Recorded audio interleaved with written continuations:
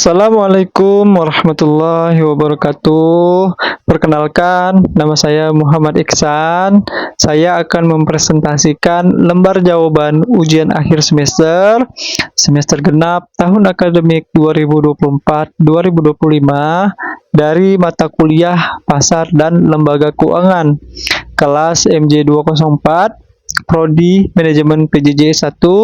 Nama saya Muhammad Iksan, NIM 240201070509, dengan dosen mata kuliah yaitu Bapak Wahyu Purbo Santoso, SE MM CFRM. Infografis ini disusun oleh Otoritas Jasa Keuangan atau OJK dan berjudul Infografis Rapat Dewan Komisioner Bulanan RDKB akhir tahun 2022. Tema utama, evaluasi kinerja sektor jasa keuangan selama tahun 2022, serta kebijakan dan arah strategi ke depan pada tahun 2023. Dokumen tersebut menyajikan informasi ringkas mengenai kinerja sektor jasa keuangan Indonesia sepanjang tahun 2022. Mencakup sektor perbankan, pasar modal, dan industri keuangan non-bank atau IKNB, serta outlook ekonomi ke depan. Ringkasannya, kita mulai dengan kinerja ekonomi nasional. Pertumbuhan ekonomi Indonesia tahun 2022 diperkirakan mencapai 5,2%, didukung oleh konsumsi domestik dan ekspor. Inflasi mencapai 5,51%, meningkat karena tekanan pangan dan energi. Berikutnya pasar modal. IHSG Indeks Harga Saham Gabungan ditutup pada 6.850,62, tumbuh sebesar 4,09% sepanjang tahun 2022. Penghimpunan dana di pasar modal mencapai 260 triliun dengan 260 emiten baru sehingga tertinggi di ASEAN. Jumlah investor pasar modal naik 37,5% menjadi 10,3 juta investor. Sektor perbankan. Kredit perbankan tumbuh 11,35%, didorong oleh permintaan dari sektor produktif dan konsumtif. Dana pihak ketiga, DPK, tumbuh sebesar 8,56%. Rasio kredit bermasalah atau NPL terjaga di level 2,44%. Likuiditas terjaga dengan rasio AL/NCD 131,92%, di atas threshold 50%. Berikutnya industri keuangan non-bank IKNB. Piutang pembiayaan tumbuh 14,6%, premi asuransi komersial mencapai 316,5 triliun, penghimpunan dana dari fintech peer-to-peer lending naik 71,4% menjadi 51,5 triliun. Tingkat resiko secara umum dalam IKNB terjaga. Berikutnya, stabilitas sistem keuangan dan outlook 2023. Stabilitas sistem keuangan tetap terjaga, didukung kebijakan moneter dan fiskal yang sinergis. OJK akan tetap waspada terhadap dampak geopolitik global dan kenaikan suku bunga The Fed dan potensi pelemahan ekonomi global pada tahun 2023. Kondisi pasar modal di Indonesia. Pasar modal di Indonesia tahun 2022 menunjukkan pertumbuhan yang positif. Jumlah investor pasar modal mencapai 10,31 juta, naik sebesar 37,68%. Penghimpunan dana di pasar modal mencapai 267,73 triliun. Jumlah emiten baru mencapai 71 perusahaan, tertinggi sepanjang sejarah. Nilai aktiva bersih atau NAB reksadana stabil di atas 500 triliun. IASG ditutup pada 6.850,62 poin, tumbuh 4,09% secara tahunan. B. Kondisi perbankan di Indonesia. Yang pertama, kredit perbankan tumbuh sebesar 11,16% pada November 2022. Total kredit mencapai 6.347,5 triliun, naik 13,96 triliun secara bulanan.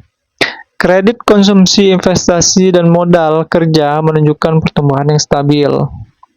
2. Dana pihak ketiga atau DPK tumbuh sebesar 8,78% menjadi 7.974 triliun, terutama dari tabungan dan deposito. Yang ketiga, rasio kinerja perbankan NPL non-performing loan gross 2,65% atau menurun. NIM net interest margin stabil di kisaran 4,70%. ROA return of asset 2,47%. Capital adequacy ratio di atas 25% menunjukkan permodalan sangat kuat.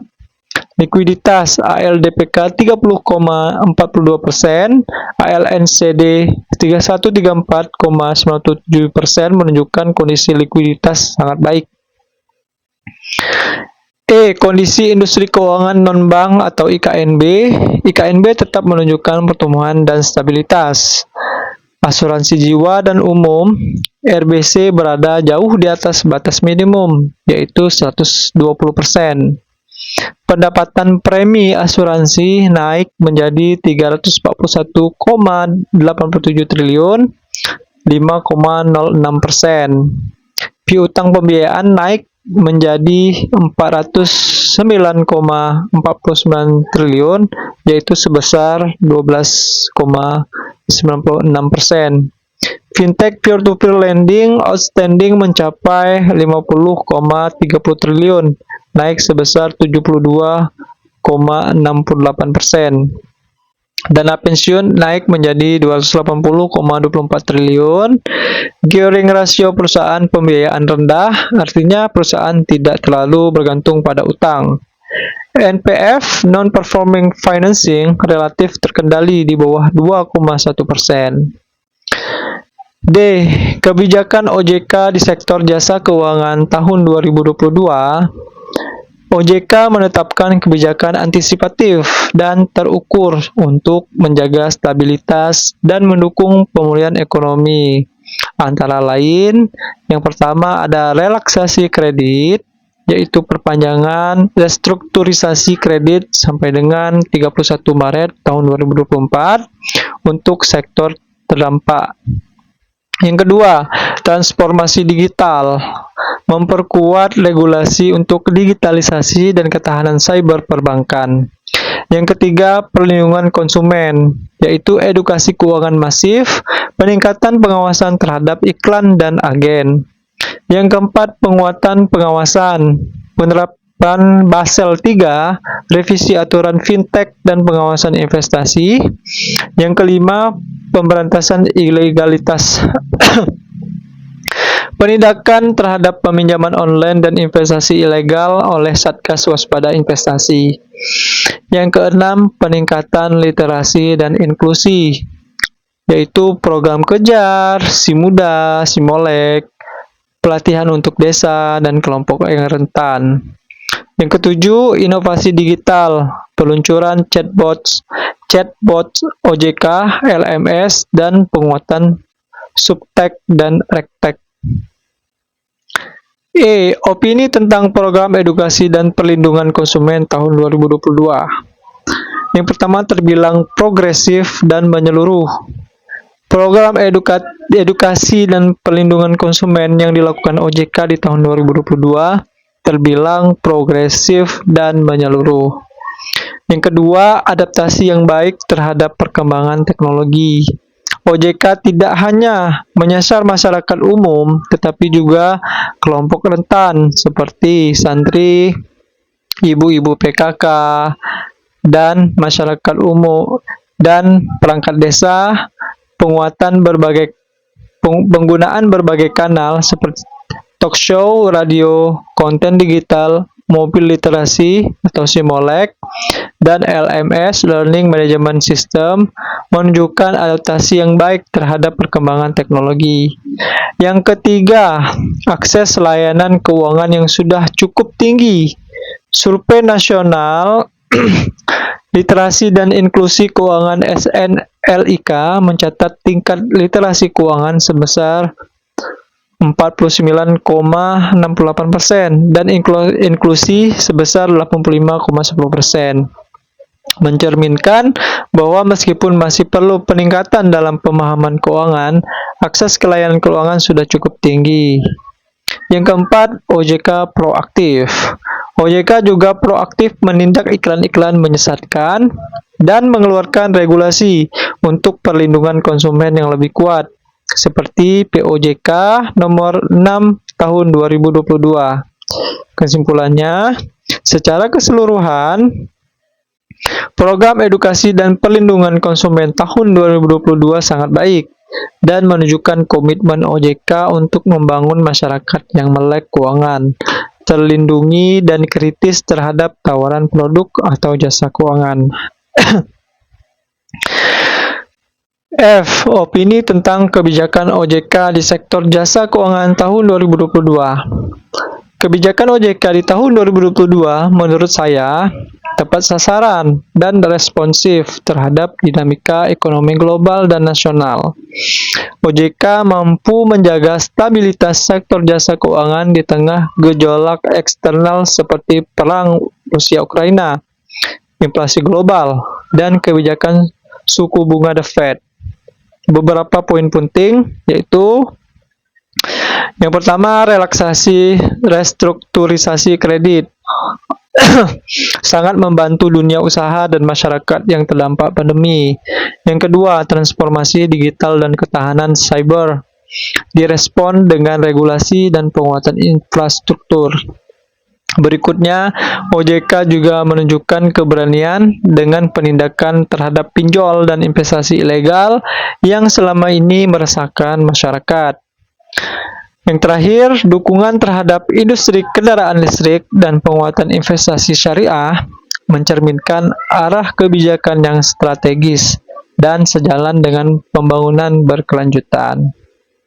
Kesimpulannya, kebijakan OJK pada tahun 2022 menunjukkan peran aktif dan kepemimpinan yang kuat dalam menjaga stabilitas sektor jasa keuangan, sekaligus mendukung pemulihan ekonomi nasional dan mempersiapkan transformasi keuangan digital yang lebih aman dan inklusif. Demikianlah presentasi dari saya. Saya ucapkan terima kasih.